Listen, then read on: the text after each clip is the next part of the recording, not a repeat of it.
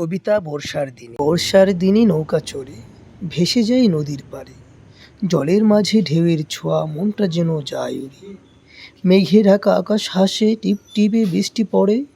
কদম ফুলের গন্ধ মেশে ভেসে আসে দূর পথ ঘুরে।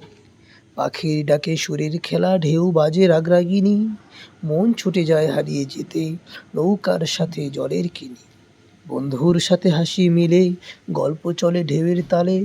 বর্ষার দিন নৌকা ভ্রমণ, স্বপ্ন যেন জলের জালে। আসসালামু আলাইকুম সম্মানিত ভিউয়ার্স, কেমন আছেন সবাই? আশা করি ভালো আছেন। তো আমরা ছন্দে ছন্দে আমাদের ভ্রমণটা আপনাদেরকে দেখাচ্ছি। তো এই যে দেখতেই পাচ্ছেন আমরা